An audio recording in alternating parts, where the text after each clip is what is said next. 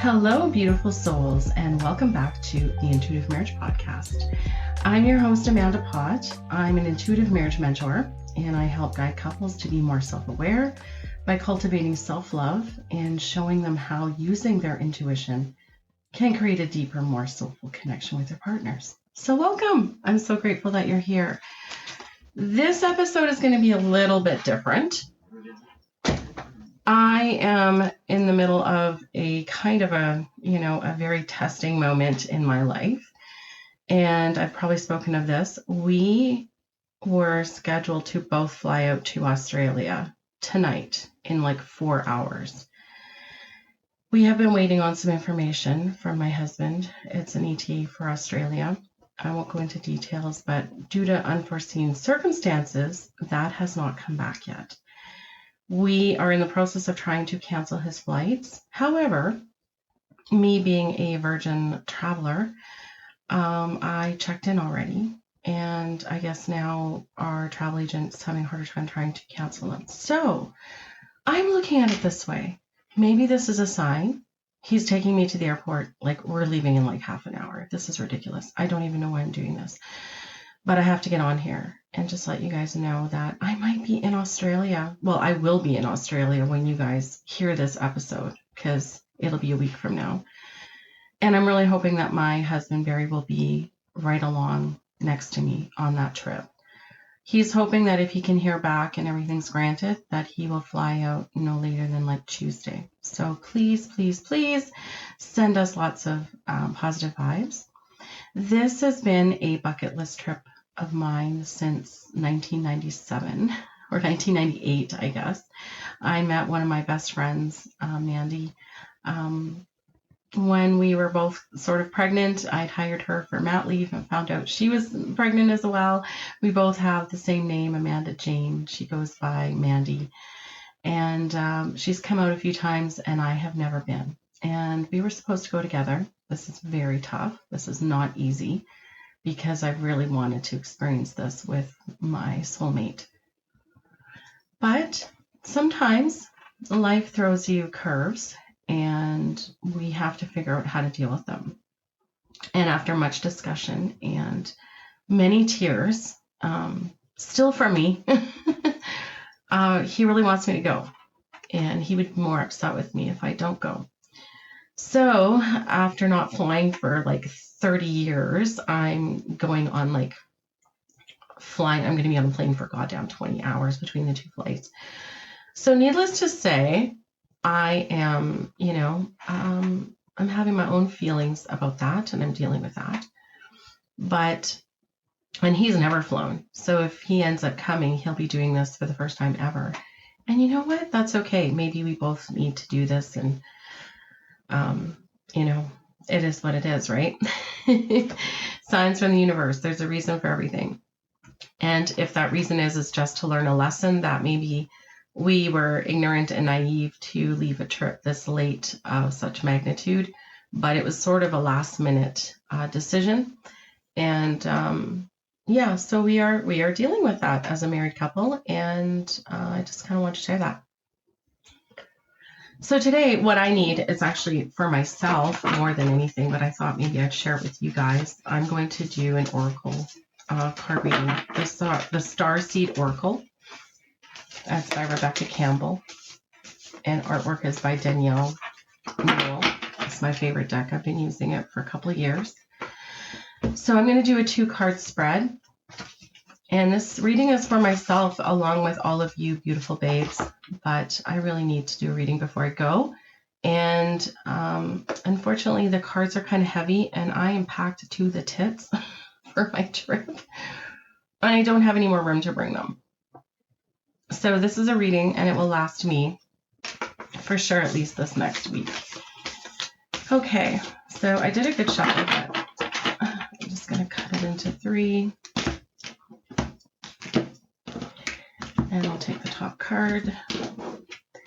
And the first card reading is it's called Soul Whisper. What your soul wants you to know. So what my soul wants me to know, I'm spreading out the cards. I said I was going to take the top card, didn't I? Okay, so I will take the top card, and then I will choose from a random card the next time because I'm feeling I need to spread them out for some reason, but I'm not going to go back. So I will take the first card. And the first card for what your soul wants you to know is called Star Brothers. It's a beautiful illustration with a couple of eagles and a gentleman with his hands crossed. There's a moon and, stars and around. There's a reflection mirror image facing underneath. Horus energy, protection, loyalty, safety, and trust. So I'm going to go to the guidebook and read the message under Star Brothers. Okay, page 106. Okay, Star Brothers, Horus energy, protection, loyalty, safety, and trust. You're more protected than you can imagine. It's safe to open the back of your heart. You're being called to be open to receiving a new level of support now from those in your life and from the benevolent beings you're connected with. Through ancestral patterning, current life traumas, and past life karmic impressions, many of us have become mistrustful and suspicious of loyalty and have blocks when it comes to receiving support. We've learned that we need to go at life alone. Oh, interesting. That it's not safe to let our guard down and our heart open.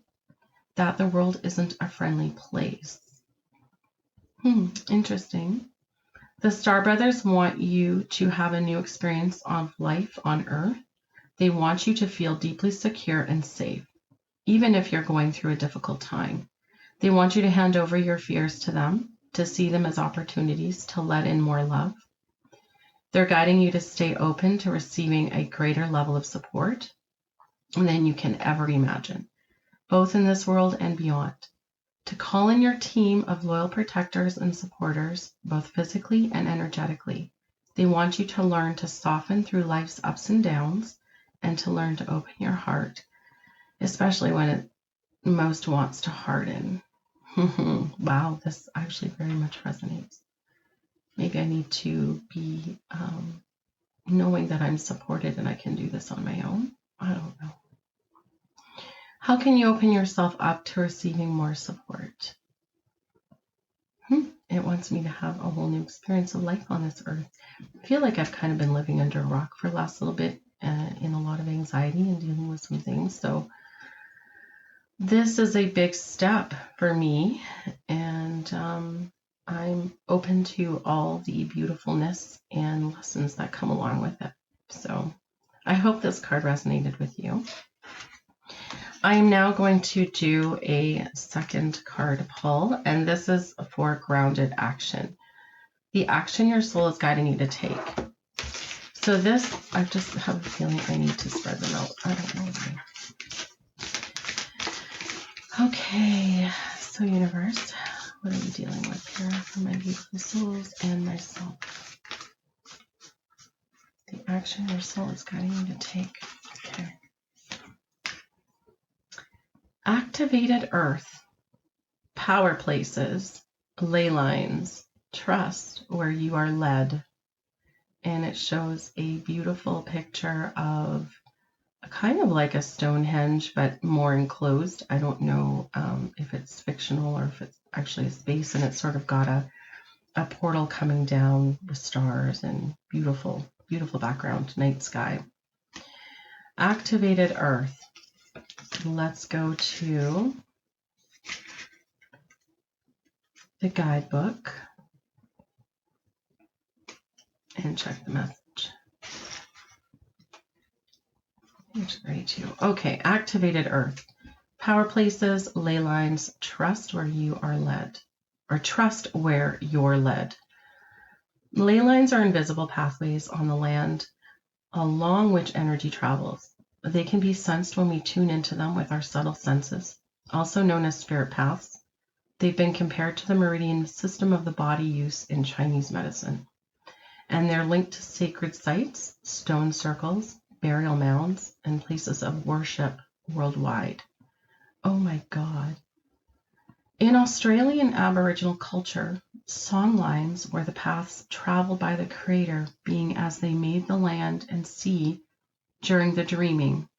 These paths were recorded in the traditional songs and dances of the people, allowing them to access information about the land's history and to travel safely across great distances.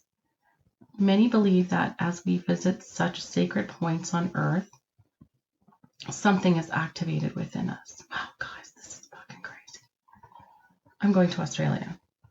Some also believe that by connecting with the land with devotion at these sacred places, something is activated within the planet too. You are being called to travel to a sacred place that your soul remembers. Well, my soul sister lives. Or to tend the land you live on.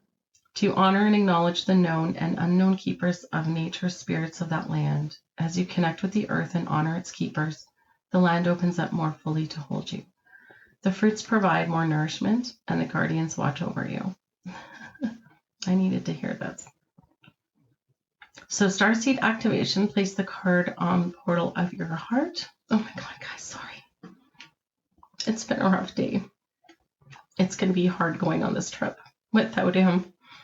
And I'm just hoping that he ends up getting there. And if he doesn't, I realize I will make the best of it and I will have a fabulous time. And I'm going for a reason. But I just, I really hope he's there with me. But you guys will be updated. Oh my goodness, losing my voice. Sorry, very emotional. It's been a tough day.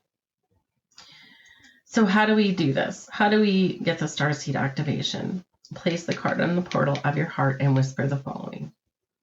I honor and thank the keepers of the earth beneath me, known and unknown. Thank you for your nourishment and tender holding.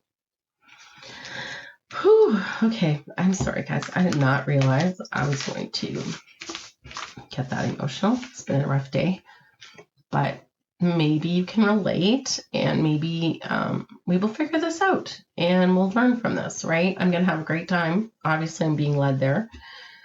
I have to go regardless. I woke up yesterday and decided I was not going to go. And my husband would have nothing to do with that. He even called my friend Mandy and said, do not try to talk her out of it. I want her to go. This has been on her bucket list long before I met him.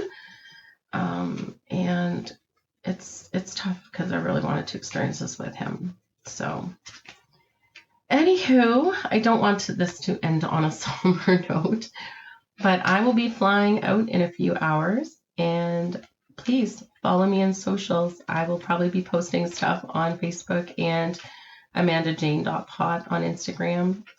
Probably not too much on the Intuitive Marriage podcast in regards to that. That's more just strictly podcast stuff. But yeah, so anywho, off to Australia alone. For the first probably stretch, maybe. We are really, really hoping that maybe when he takes me to the airport, we're going to leave shortly, that things will just be in place and he'll bring his stuff like he's going and we won't have to cancel his flight. So yeah, I guess I will let you know how things go when I get back. Okay guys, you take care and we will chat soon. Bye for now.